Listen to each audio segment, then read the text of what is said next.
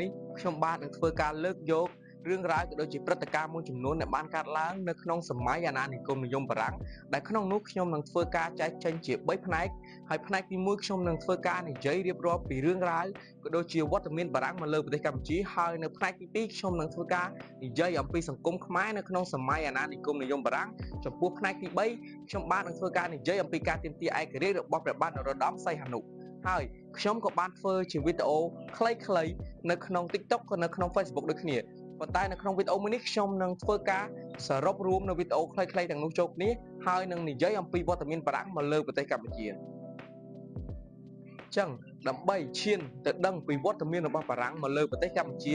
ក៏ដូចជាតថភាពសង្គមនៃសម័យអាណានិគមនិយមបារាំងយើងក៏គួរតែមកយល់អំពីស្ដេចដែលបានឡើងសោយរាជ្យនៅក្នុងសម័យអាណានិគមនិយមបារាំងផងដែរចឹងនៅក្នុងនោះមានស្ដេច4អង្គដែលបានឡើងសោយរាជ្យនៅក្នុងសម័យអាណានិគមនិយមបារាំងដែលស្ដេចបានឡើងសោយរាជ្យដំបូងគេគឺព្រះបាទនរោត្តមដែលទ្រង់បានឡើងសោយរាជ្យពីឆ្នាំ1863ដល់ឆ្នាំ1904បន្ទាប់មកទៀតគឺព្រះបាទស៊ីសុវត្ថិគឺទ្រង់បានឡើងសោយរាជ្យពីឆ្នាំ1904ដល់ឆ្នាំ1927ហើយបន្ទាប់មកទៀតគឺព្រះបាទស៊ីសុវត្ថិមុនីវង្សដែលទ្រង់បានឡើងសោយរាជ្យពីឆ្នាំ1927ដល់ឆ្នាំ1941ហើយចុងក្រោយគឺព្រះបាទនរោត្តមសីហនុដែលទ្រង់បានឡើងសោយរាជ្យពីឆ្នាំ1941ដល់ឆ្នាំ1955ដែលទ្រង់ជាស្ដេចម្អង្គដែលបានទាមទារឯករាជ្យមកឲ្យប្រទេសកម្ពុជាផងដែរមិញនេះបងប្អូនទាំងអស់គ្នាបានដឹងហើយពីស្ដេចដែលបានឡើងសោយរាជ្យនៅក្នុងសម័យអាណានិគមនិយមបារាំងដែលមានរយៈពេលចំនួន90ឆ្នាំគិតពីឆ្នាំ1863ដល់ក្នុងឆ្នាំ1953តើស្ដេចមួយអង្គណាដែលមាននៅបំណងឬក៏មានទំនាក់ទំនងជាមួយនឹងបារាំងដំបូងគេចម្លើយគឺមិនមានទាំង4អង្គនៅក្នុងនេះចឹងស្ដេចដែលបានធ្វើទំនាក់ទំនងជាមួយនឹងបារាំងគឺព្រះបាទអង្គឌួងមូលហេតុអីបានជាព្រះបាទអង្គឌួងទៅធ្វើទំនាក់ទំនងជាមួយបារាំងទាំងដែល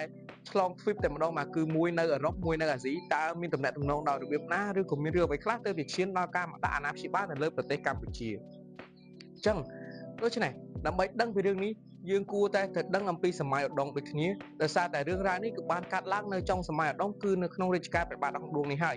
ព្រះបាទអង្គឌួងនេះទ្រង់ជាបុត្ររបស់ព្រះបាទអង្គឯងព្រះបាទអង្គឌួងទ្រង់បានទៅសិក្សារៀនសូត្រមកពីប្រទេសសៀមហើយទ្រង់ក៏មាននៅទឹកចិត្តស្នេហាជាតិយ៉ាងមុតមុតមានការលើកតម្កើងខ្ពស់នៅក្នុងពុទ្ធសាសនាដូចគ្នាទ្រង់មានស្នាព្រះហស្ថជាច្រើនដែលគួរឲ្យកត់សម្គាល់ជាងស្ដេចផ្សេងៗនៅក្នុងសម័យឧដុង្គផងដែរអញ្ចឹង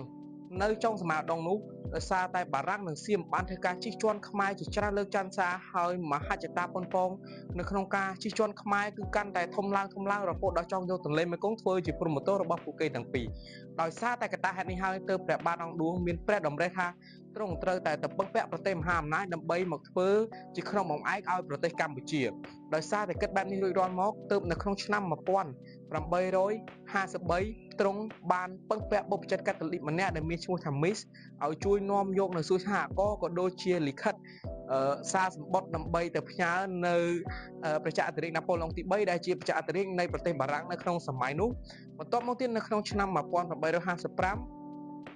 បារាំងប្រជាអធិរាជបារាំងក៏បានឆ្លើយតបមកវិញថាគេចាត់ទុកកម្ពុជាត្រឹមតែជាដៃគូពាណិជ្ជកម្មតែប៉ុណ្ណោះក៏ប៉ុន្តែព្រះបាទអង្គឌួងមិនបានបោះបង់ចោលនៅក្នុងមហច្ចតាទៅពឹងពាក់បារាំងនេះទេដោយទ្រង់បានទៅពឹងពាក់បារាំងជាលើកទី2ហើយជាលើកទី2នេះក៏មិនខុសពីលើកទី1ដែរសរុបមកគឺទាំងពីរដងនេះមិនទទួលបានផ្លែផ្កាអ្វីសួរថាចុះតើទំនាក់ទំនងរវាងបារាំងនិងខ្មែរនឹងមានទំនាក់ទំនងដោយរបៀបម៉េចបើសិនជាការផ្ញើសារពីរដងនេះមិនទទួលបានជោគជ័យអញ្ចឹងបន្ទាប់មកនៅក្នុងឆ្នាំ1858មានបេសកកម្មមួយរវាងបារាំងជាមួយនឹងអេស្ប៉ាញដែលធ្វើការចុះមកស្រោចស្រង់ជីវិតអ្នកផ្សព្វផ្សាយសាសនាកាតូលិកបន្ទាប់មកទៀតនៅក្នុងឆ្នាំ1859បារាំងក៏ទទួលបានជ័យជំនះទៅលើស្ដេចអាណាមបន្ទាប់មកក៏បានកាន់កាប់នៅក្រុងព្រៃនគរបន្ទាប់ពីបានឮដំណឹងថាបារាំងបានមកកាន់កាប់ក្រុងព្រៃនគរហើយព្រះបាទអង្គឌួងទ្រង់មានព្រះរាជបំណងចង់ទៅបង្ហាញទ័ពនៅក្រុងព្រៃនគរនឹងដើម្បីឲ្យដឹងថានឹងជាទឹកដីរបស់ខ្មែរក៏ប៉ុន្តែបំណងនេះត្រូវបានដាក់ខានទៅវិញដោយសារតែទ្រង់ត្រូវបានចូលទីមង្គលនៅថ្ងៃទី18ខែតុលាឆ្នាំ1860បន្ទាប់ពីទទួលបានជោគជ័យនៅក្នុងក្រុងព្រៃនគរហើយបារាំងចង់ធ្វើការទៅខាងចិនបែកខាងត្បូងបន្ទាប់មកទៀតក៏សម្រេចចិត្តថានឹងធ្វើដំណើរតាមទន្លេមេគង្គដោយជ្រើសយកមធ្យោបាយផ្លូវទឹកដោយសារតែហេតុនេះហើយទើបបារាំងបានជិះកាត់នៅប្រទេសកម្ពុជាហើយបានឃើញពីសក្តានុពលក៏ដូចជាភាពអំណោយផលរបស់ដែនដីកម្ពុជាទាំងផ្នែកដំណាំផ្នែក រ៉ែនៅក្រោមដីហើយនឹងមានទីតាំងដ៏សម្បូរបែបដែលអាចឲ្យបារាំងធ្វើការមកបោះទ័ព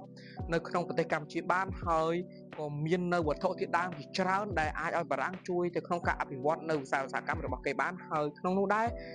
កម្ពុជាក៏មាននៅផ្លូវទឹកដែលជាផ្លូវគមនាគមន៍យ៉ាងសំខាន់សម្រាប់ឲ្យបារាំងធ្វើការដឹកទំនិញឬក៏វត្ថុធាតុដើមមួយចំនួនពីទីផ្សារអាស៊ីទៅកាន់ទីផ្សារអឺរ៉ុបដូចគ្នាកម្ពុជានេះហើយទើបបារាំងនៅពេលនោះគឺមានចិត្តប៉ុនប៉ងធ្វើការចង់មកគ្រប់គ្រងឬក៏កាន់អំណាចនៅលើប្រទេសកម្ពុជាដូចគ្នាដែរអញ្ចឹងបន្ទាប់ពីបារាំងមានកូនចិត្តប៉ុនប៉ងចាប់អារម្មណ៍ទៅលើប្រទេសកម្ពុជាហើយក៏ប៉ុន្តែនៅពេលនោះព្រះបាទអង្គឌួងត្រូវបានចូលទីមង្គតហើយដែលទ្រង់ជាស្ដេចតែមួយអង្គដែលមានពរិបំណងចង់ទៅពឹងពាក់បារាំងចុះតើបារាំងមកធ្វើទំនាក់ទំនងបែបម៉េចបើព្រះបាទអង្គឌួងចូលទីមង្គតទៅហើយអញ្ចឹងយើងនឹងក្រឡេកមកមើលអំពីបញ្ហាផ្ទៃក្នុងនៅក្នុងរាជវង្សខ្មែរវិញបន្ទាប់ពីព្រះបាទអង្គឌួងចូលទីមង្គតទៅមានការលើកនៅព្រះបាទអង្គវតីឲ្យឡើងសោយរាជ្យបន្តក៏ប៉ុន្តែដោយសារតែស្ដេចអង្គនេះពុំសូវមាននៅប្រជាប្រិយភាពក៏ដូចជាមានការច្រណែនពីអនុជទាំងពីររបស់ទ្រង់គឺព្រះបាទអង្គសូនិងព្រះបាទស៊ីសវត្ថាទ្រង់ក៏បានរត់ទៅសៀមនៅក្នុងឆ្នាំ1861បន្ទាប់ពីឮដំណឹងថាព្រះអង្គបានរត់ទៅសៀមហើយពេលនោះមានបុព្វជិតកាតូលិកម្នាក់បានឲ្យជួយឲ្យបារាំងជួយដែលមានកុងស៊ុលនៅទីក្រុងបាងកកហ្នឹងឲ្យជួយនៅអន្តរាគមន៍ហើយនាំយកព្រះអង្គវតីហ្នឹងមកស្រុកខ្មែរវិញបន្ទាប់មកទៀតព្រះអង្គវតីក៏បានធ្វើការយាងមកស្រុកខ្មែរវិញនៅក្នុងឆ្នាំ1862បន្ទាប់ពីយាងបានព្រះបាទអង្គវតីមកដល់ស្រុកខ្មែរវិញហើយបារាំងក៏បានធ្វើការយកនៅសន្ធិសញ្ញាមួយគឺសន្ធិសញ្ញា11សីហាឆ្នាំ1863នឹងហើយដែលឲ្យព្រះបាទអង្គវតីធ្វើការឡាយព្រះហស្ថចុះហត្ថលេខានៅលើសន្ធិសញ្ញាមួយនេះហើយបន្តមកទៀតក៏បានលើកព្រះបាទអង្គវតីឲ្យធ្វើជាព្រះមហាក្សត្រខ្មែរជាផ្លូវការឬក៏រៀបអភិសេកនឹងនៅក្នុងឆ្នាំ1864អញ្ចឹងយើងបានដឹងពីរឿងរ៉ាវមួយចំនួនក៏ដូចជាមូលហេតុវត្តមានបារាំងមកដល់ប្រទេសកម្ពុជាហើយនឹងរឿងរ៉ាវផ្សេងៗអញ្ចឹងនៅក្នុងវីដេអូក្រោយយើងនឹងមកដឹងអំពីខ្លឹមសារនៅថ្ងៃទី11សីហាក៏ដូចជាសង្គមខ្មែរថាតើមានរឿងអ្វីខ្លះហើយពេលនោះបារាំងបានកែប្រែសង្គមខ្មែរ